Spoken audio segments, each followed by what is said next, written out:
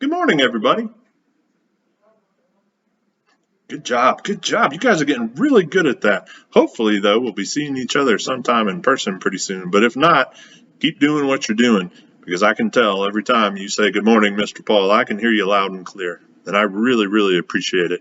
So let's jump right into our parable for today. Today, the parable that Jesus told was about two men who went to the temple to pray. Now, remember, in Bible times, when somebody went to the temple, that was just like when we go to church. That was what they were doing. They were going to church. Now, the two men, there was one man called a Pharisee. Now, what a Pharisee was somebody who was supposed to be really knowledgeable, really smart about the Bible, was supposed to be able to teach other people. And then there was also a man who was, well, he was a tax collector. Now, back in those days, in Bible days, being a tax collector made you not very well liked. People didn't like you at all because tax collectors were known at the time to cheat and steal and do all kinds of bad things. But both of these men went to the temple at the same time. Now, they didn't go inside and sit right next to each other. They sat pretty far apart, actually, and they both went in to pray. Now, check this out. The Pharisee prayed first, and here's what he said.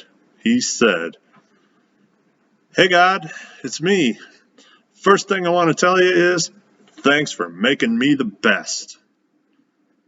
I love being better than everybody. I need to get you up to date on what I've been doing for you, God. I've been giving money and I've been memorizing and I've been teaching your word and I've been doing stuff for people. I am on top of things, God. And really, that's all I wanted to let you know today, God, was just that. And to say thanks again for making me the best."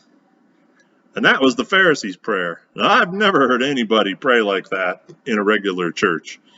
At least not in front of other people. Well, I've never heard them if they have, and I certainly wouldn't do that. But then came the tax collector. And the tax collector had a very, very short prayer. He said, "God, have mercy on me, for I know that I have done wrong." And that was the end of his prayer. Excuse me. That was it. It was just one sentence, very short. "Have mercy on me, for I know I've done wrong." He asked for forgiveness. And he confessed to God that he was a sinner. He knew he had done wrong, and he asked for mercy. Remember, the Pharisee's prayer was nothing like that, was it? He didn't ask God for anything. He didn't ask for forgiveness. He didn't ask for guidance, for wisdom. He didn't ask for anything. Most importantly, he didn't admit that he had ever done anything wrong. As a matter of fact, if you remember, he said he was better than everybody else. So here's my question for you today.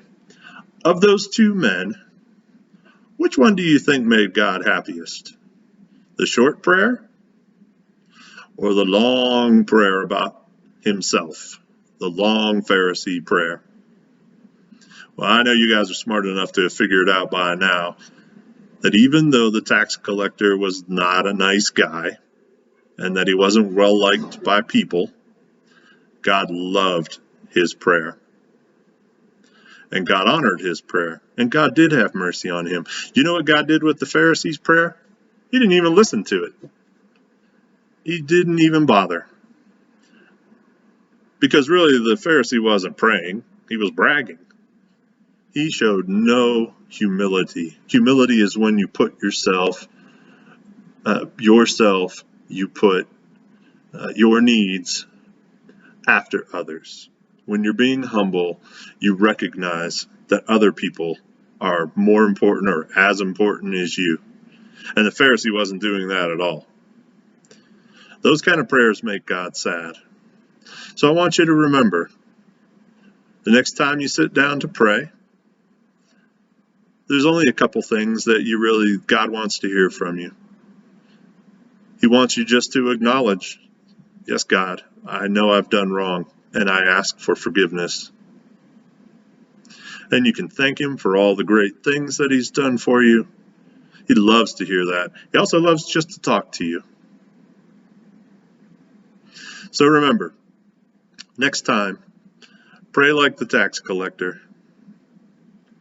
Hope to see you all soon. I miss everybody. Have a great Sunday. Bye.